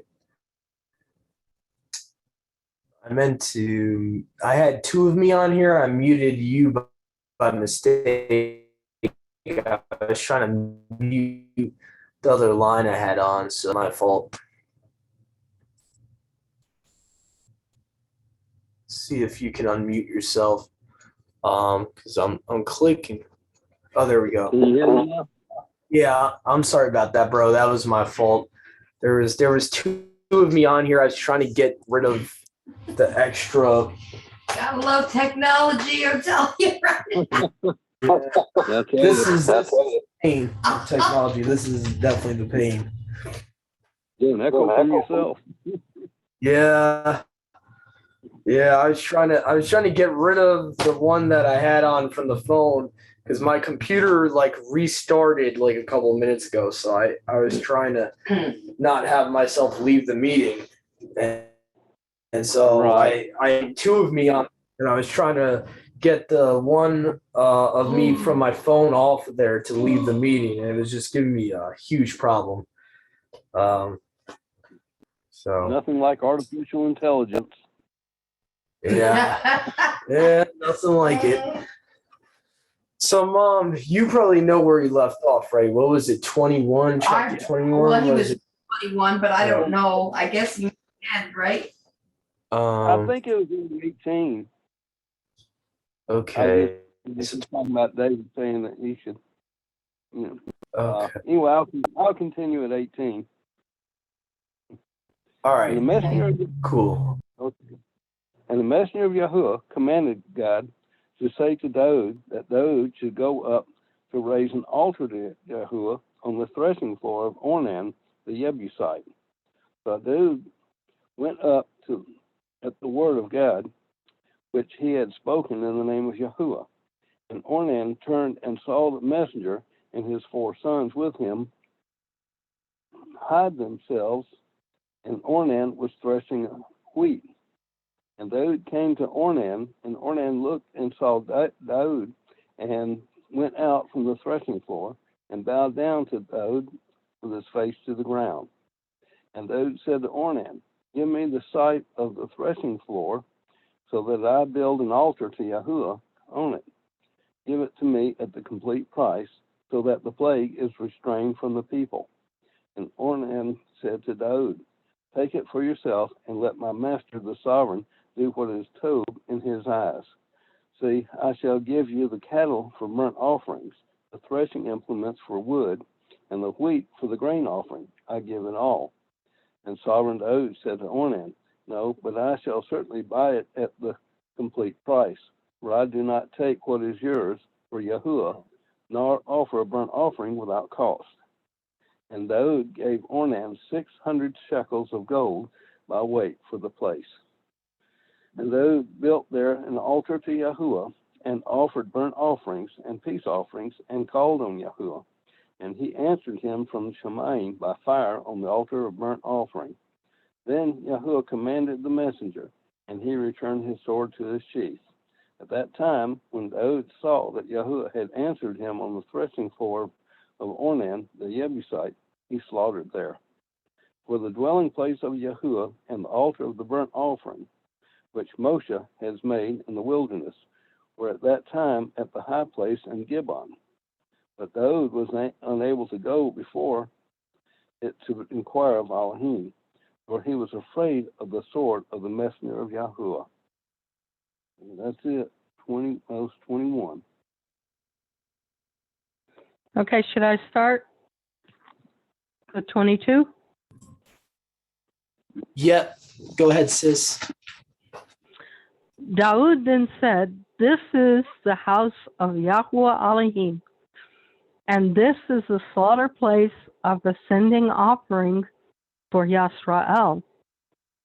And Daud commanded to gather the sojourners who were in the land of Yisrael, and he appointed stonemasons to cut hewed stones to build the house of Elohim.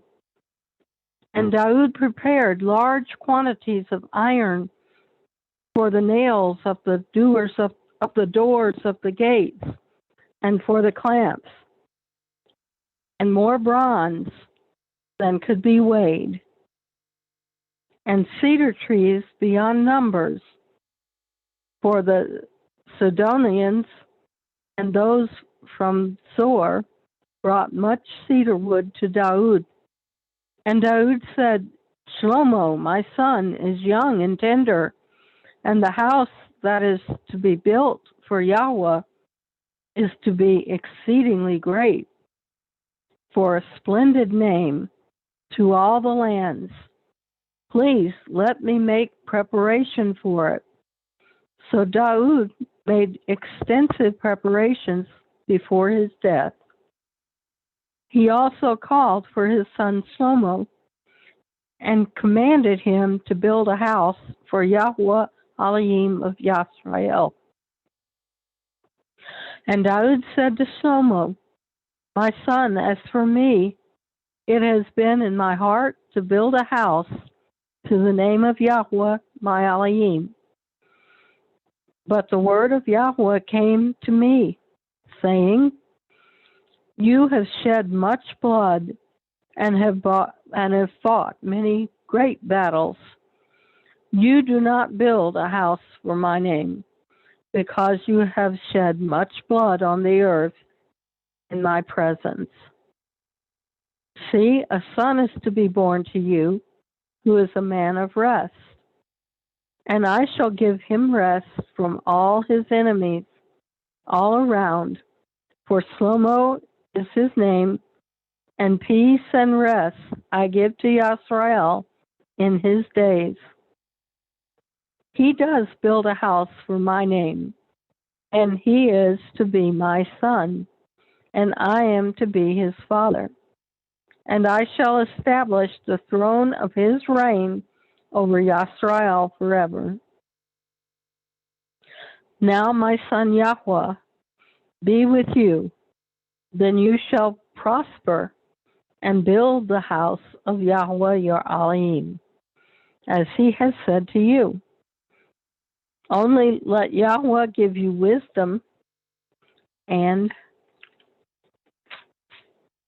understanding, and command you concerning Yisrael, so that you guard the Torah of Yahweh your Elohim. Then you shall prosper if you guard to do the laws and right rulings with which Yahweh commanded Moshe concerning Yisrael. Be strong and brave. Do not fear nor be discouraged. See, in my affliction, I have prepared for the house of for the house of Yahweh 100,000 talents of gold and 1,000,000 talents of silver and bronze and iron beyond measure, for it is plenty. And I have prepared timber and stone, and you shall add to them. And with you there are many workmen, hewers and workers of stone and timber, and all kinds of skilled men for every kind of work. Of gold and silver and bronze and iron there is no limit. Rise up and do, and Yahweh is with you. And Daud commanded all the rulers of Yisrael to help Shlomo his son, saying, Is not Yahweh your Elohim with you? And has he not given you rest all around? For he has given the inhabitants of the land into my hand, and the land has been subdued before Yahweh and before his people.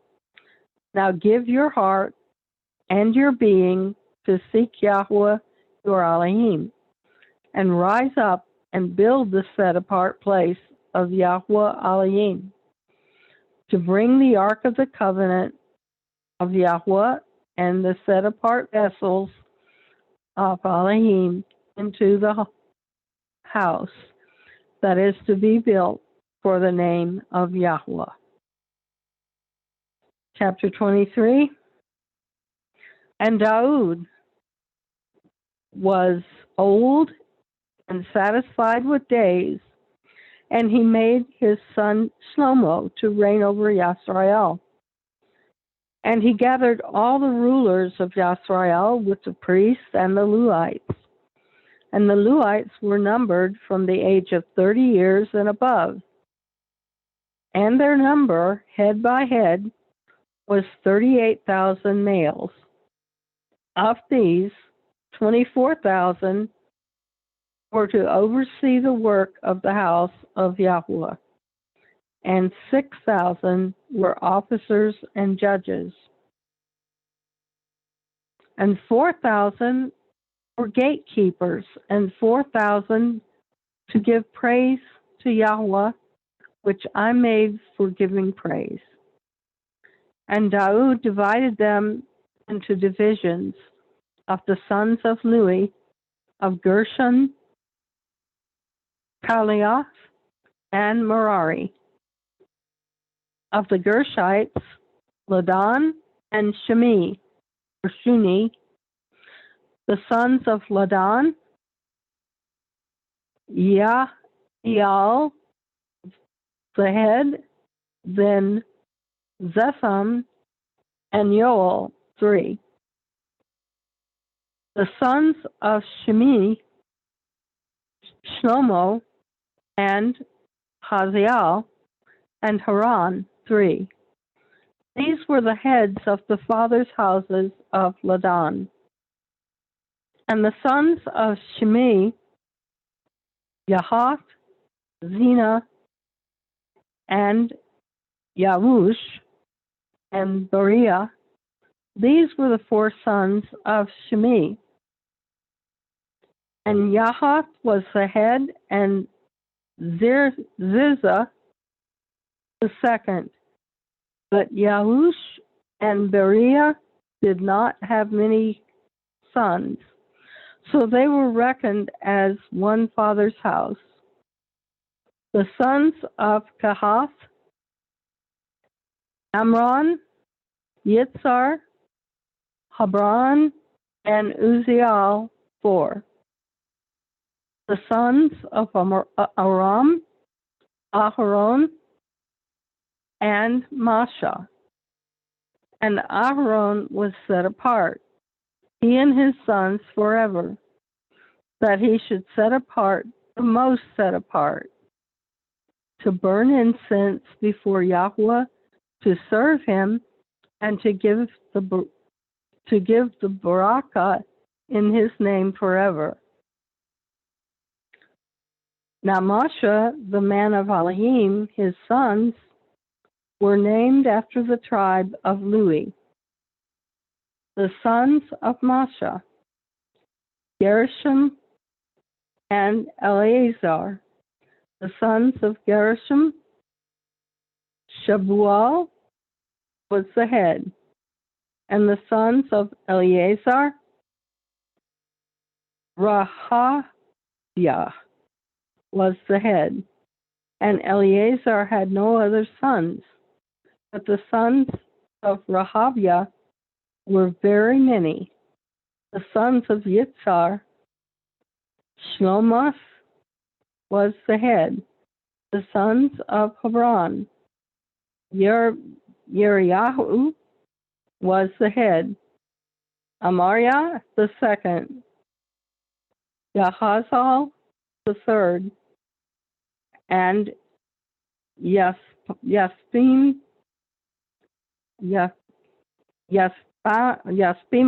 the fourth. The sons of Uziel, Micah was the head, and Yishshia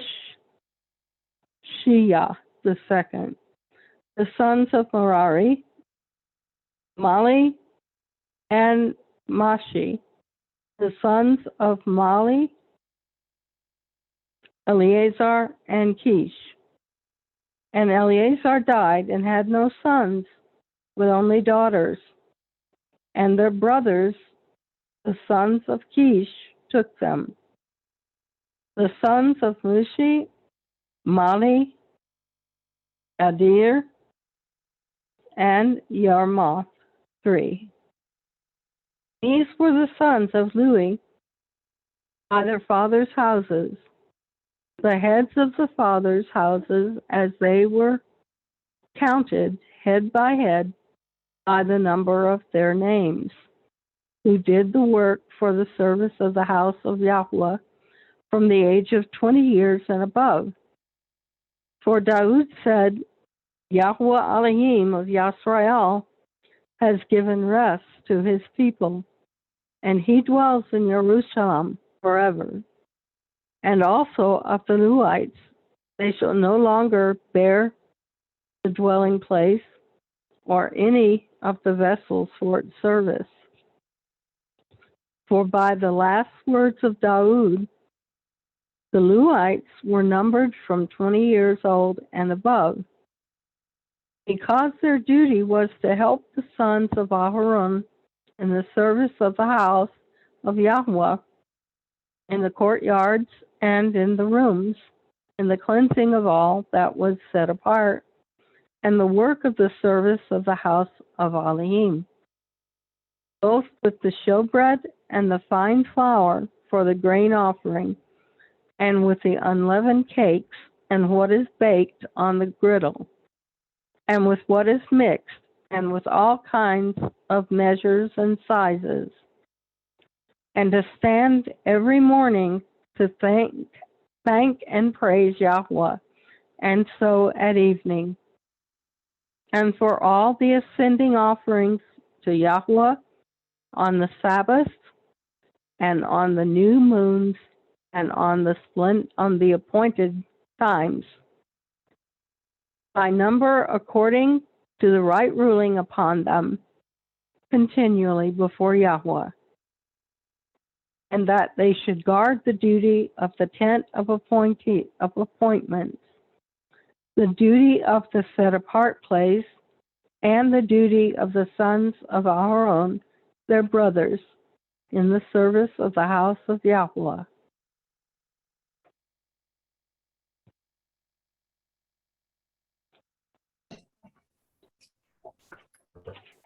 Hallelujah. Yeah. Here.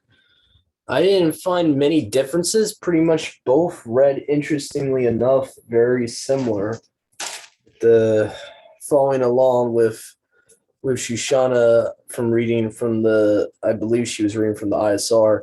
It was very similar to the Septuagint. There was only one weird difference. There's usually always one, as the old saying goes. Chapter 21, verse 7, for some weird reason, the Masoretes opted to change the H3068 to Elohim. So they changed the Tetragrammaton, substituted the Tetragrammaton there for whatever reason, which I've actually researched about this before. It seems like when the Masoretes were making the Masoretic text, they had this weird rabbinical tradition of using Alua, Elohim as a name, and thinking that, according to the Encyclopedia Britannica, which I'll show on the shared screen here for the viewers and listeners, there's historical evidence that they were actually substituting his name for the title of Elohim or Alua. And it started becoming a traditional substitution, kind of like Adonai. Let me see if I can show this real quick here on the screen. So 1 Chronicles 21:7, in the Greek of the Septuagint, it has the substitution kurios here, which obviously kurios is that's the English all caps Lord that you see in your Bibles that we know is an indicator that the Tetragrammaton is supposed to be there. So the original Septuagint would have probably had the Paleo Hebrew of the Yod He Uah there in verse 7. And for some reason, the Masoretic changed that to Elohim. So in the Septuagint would have originally read, and there was evil in the sight of Yahuwah respecting this thing, and he smote Yashar. So for whatever reason, the Masoretes did this. They do this a lot in the book of Daniel. They certain books, the Masoretes, they love changing the Tetragrammaton to a title like Elohim or Adonai. And I'm just going to use a resource real quick just to back up what I'm saying here. This is a website that me and Shoshana actually found out about a couple of years ago. It's the name of it is called Detailed History. It's actually an article. It's called Detailed History of the Name. And this pretty much gives you a whole history how Yahuwah got corrupted into Yahweh and Jehovah and all that. And it also actually talks about how Elohim began to be a substitution. Now, for whatever reason, I think my batteries might be out on my keyboard here. All right, I'm going to have to reach a little bit here. Okay, let me see here. So Detailed History. I'm just going to read the paragraph that has to do with them substituting Yahuwah with Elohim. And you can actually find the original article in encyclopediabritannica.com. So it says right here, let me make sure you you guys can see this. For those that are actually going to be able to see this on YouTube later from my YouTube channel. Okay, so it says here, Encyclopedia Britannica used without permission. I love that. The Elohim of the Israelites, his name being revealed to Moshe as 4 Hebrew consonants, Yod He Uah He, called the Tetragrammaton. After the exile, 6th century BC, and especially from the 3rd century BC on, the Judeans ceased to use the name of Yahuwah for 2 reasons. As the Hebrew belief became a widespread religion through its proselytizing in the Greco-Roman world, the more common noun Elohim, meaning mighty one, deity, tended to replace Yahuwah to demonstrate the universal sovereignty of Yashar'al's mighty one over all others. At the same time, the divine name was increasingly regarded, by the Masoretes and rabbinical people, too sacred to be uttered. So you can find that in the Talmud. That's actually a fact, that they had this belief system that you're actually taking his name in vain by speaking it or trying to pronounce it. It was thus replaced vocally in the synagogue ritual by the Hebrew word Adonai, which was translated as Kurios in the Septuagint. I would disagree with that part of the article. I would say it was retranslated as Kurios. So like the brother last night that Shoshana introduced me to, I agree with him.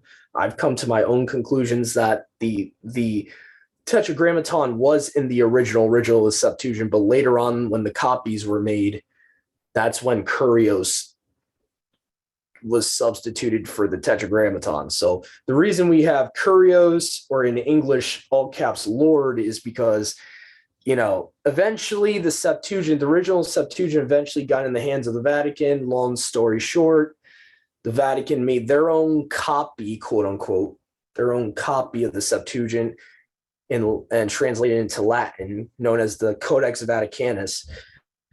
By that point, you get Kurios in the Septuagint.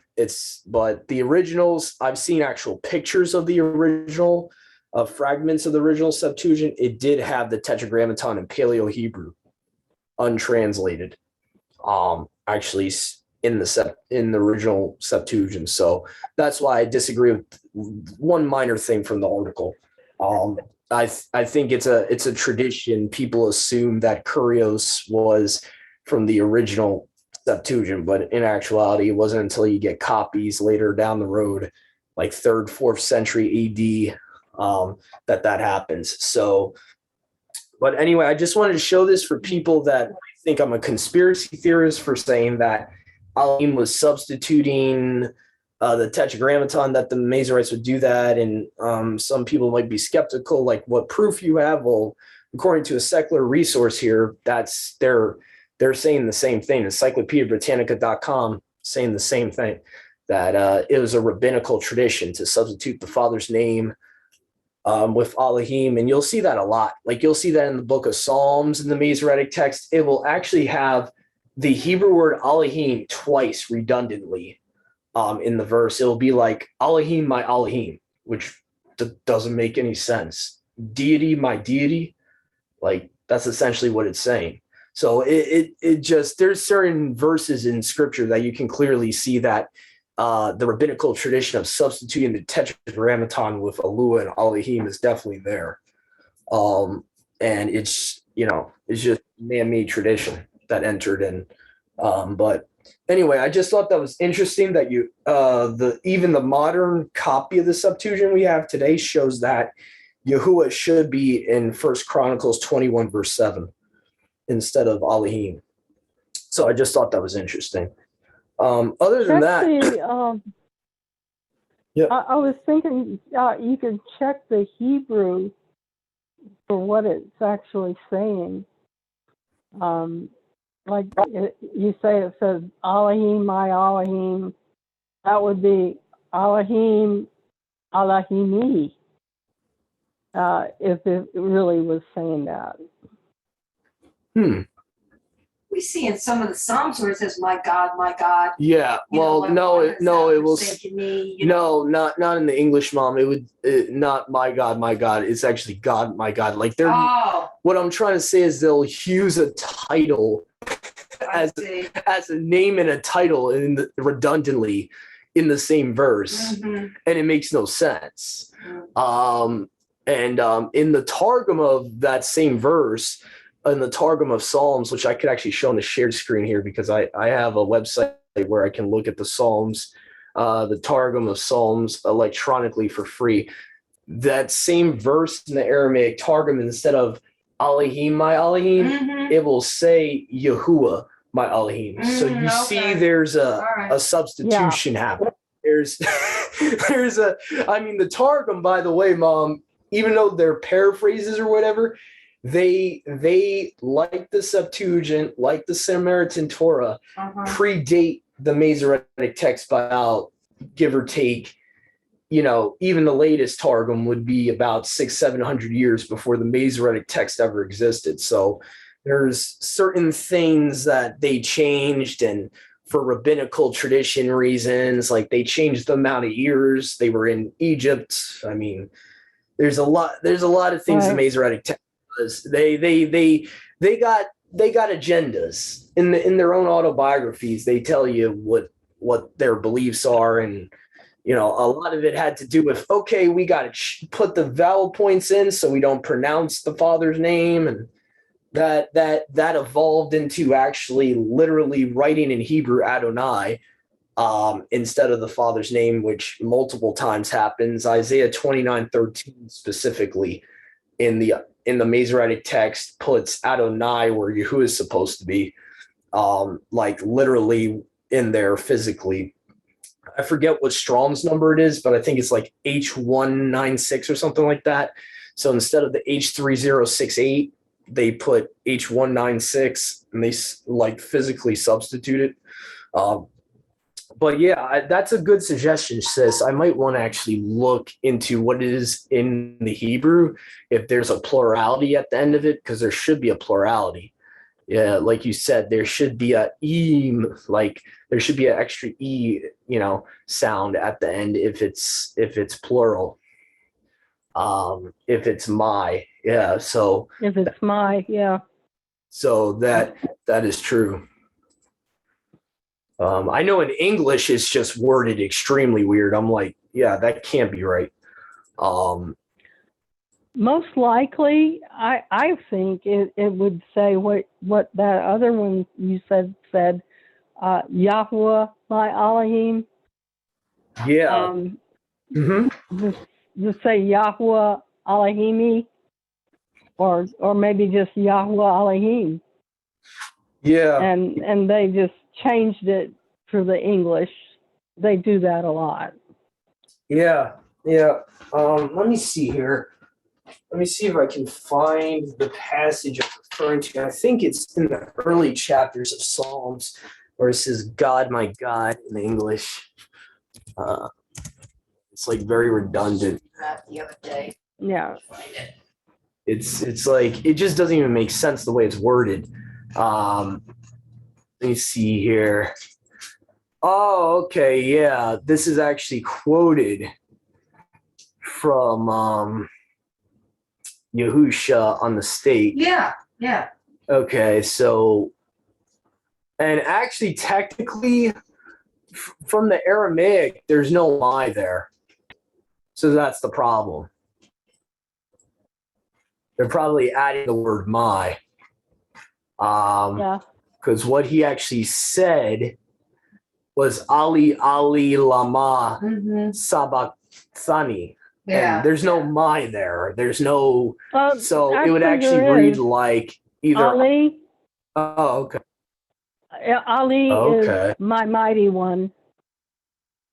Oh, okay. That's why I didn't know that's what that means. Okay, so Ali means my Yeah, mighty Psalm one. 22. Okay. Okay, so then yeah, so it's not using it as a name. Okay, No. so yeah, see that?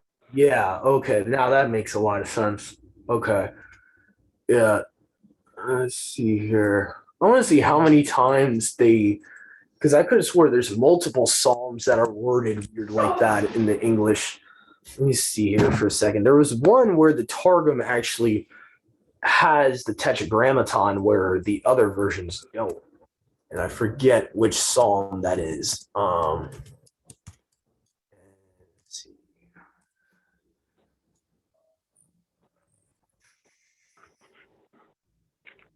Let me see here.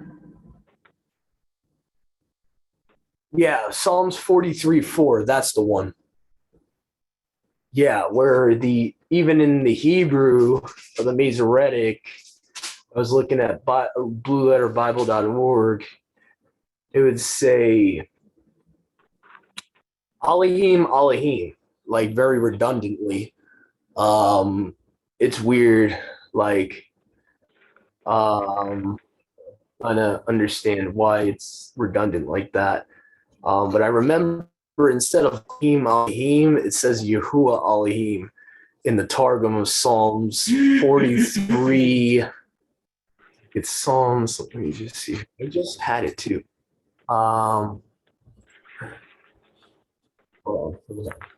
Okay, my stupid web browser is being retarded right now as usual. Okay, all right. Let's see. So Psalms 43:4. Let me look at the website I usually go to is called targum.info, and this has like pretty much you can look at all three Pentateuchs of the Targum. You can look at the Psalms of the Aramaic Targums. So it's 43 verse 4, and it says, let's see here. I forget if the numberings are correct. Let's see here. Sometimes it's like a chapter or two off. Let me see here. Psalms 43:4. Will say, I will come to the altar of Elohim, Yahuwah Elohim. I guess so. The second part of that verse is where it's a little bit different, where it actually has Yahuwah and then Elohim instead of the Masoretic that has Elohim twice in a row and really redundantly just doesn't make sense, like as a sentence. Yeah, the scriptures just has Elohim once. Okay. I don't know. Okay, that could be. Maybe it's a typo. Maybe the mate just messed up, and they just put the same word twice for no reason. That. Yeah. Go ahead, Joshua. I see you got your hand up. I saw a difference in verses. What is it? 20 verse 3. In the Masoretic versus the Septuagint, the Masoretic reads that he let out the people who are in it, and he put them to work with saws and with axes made of iron. The Septuagint, however, it reads, he let out the people who were in it and sawed them through with saws and with carpenters' axes made of iron. Meaning he put them to death. That's interesting. Unless they're translating that wrong in the Septuagint. What verse was that? That's 20 verse 3. Psalm 20? Oh, no. I think Brother Joshua was going back. First Chronicles. First Chronicles 20. Oh, Let's see here. And he brought out the people that were in it and sawed them as under with saws and cut them with iron axes and with harrows. And thus David did to all the children of Ammon. And David and all his people returned to Jerusalem. So what's the difference between that and the Masoretic again? The Masoretic is saying that he put them to work with saws and axes. That could be more of a wording issue. That could be more of like an English old English, I think, type of wording issue. Put them to work. I wonder if, yeah, I wonder what that's a little weird because sometimes with the old English, they'll have words like that, like um, I don't know which one would be correct. You put them to work versus is there is there anything else that would hint that he was The King James is seeming to side with the Septuagint. It seems to imply that he put them to death. It's the TS 2009, and I'm not sure which other translations, but they're the one, they're saying that he put them to work. But the King James is not saying that, and the Septuagint is not saying that. So what's the word that I wonder the ISR is using with put them to work? Um, What verse is that? Because I have the ISR 2009. the First Chronicles 20 verse 3. I'm just trying to see Okay.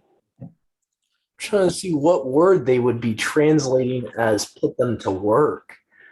That's what I'm getting confused about here. Where are they getting this idea that it says David Put them to dealt work with saws. Yeah, I mean Okay. What does the Septuagint say there? the Septuagint, surprisingly enough, agrees with the King James and says that he saw them as under, that he actually killed these people of Ammon. As the people brought out the people that were in it and saw them as under with saws and cut them with iron axes and with harrows or arrows. I don't know why there's a H there. Cut and with arrows, and thus David did to all the children of the Ammon, and David and all his people returned to Jerusalem. Yeah, that's the first translation I've ever seen says that he put them to work instead of killing them. That's very I think I would believe the Septuagint yeah. personally. This is a one instance where I gotta give the King James credit. They're using a Masoretic text, yet they're translating it like the Septuagint has it translated. So that's kind of interesting. That's interesting. Yeah. That that Very. doesn't happen a lot, but that's very interesting. Yeah. Yeah, a lot of these modern translations are translating that word as to put to labor, and I don't see that even in the definition of the Hebrew or Greek of that word. So Right. I don't know where they're getting that from. Even and the funny thing, the ESV puts to labor, but I have the version of the ESV with footnotes on the eSword, and it says he sawed. That doesn't even make any sense. If they know the word means to saw someone, why would that does not make any sense. That really ticks me off a little bit when they know what the word means and then they're translated incorrectly. That's Right. that just doesn't but anyway, that's a good catch, brother Joshua. Thank you for that. I'm gonna write that down. Oh yeah, so let me see here. Where's my pencil at? Why am I always losing this thing? Oh, yeah. So First Chronicles 20 verse 3. I think other than that, there was nothing else different. So I think what I'll do, what we usually do, my mom and I will finish. We were going to be finishing out this study out. Her and I should be doing, let's see here. What is the New Testament portion we got here? I believe it's from Philippians, if I'm not mistaken. That's funny. It's like, Reading Philippians. let me just make sure I got this PDF that brother Bobby and sister Kristen gave me. So there that we usually do our half-term readings from. So let me just, let's see here. See, where was our last portion for today? Okay, so actually, no, I'm wrong. It's First Peter 1-5. So me and my mom will split it up.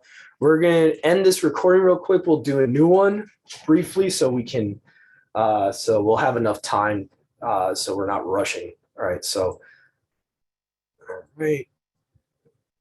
Okay.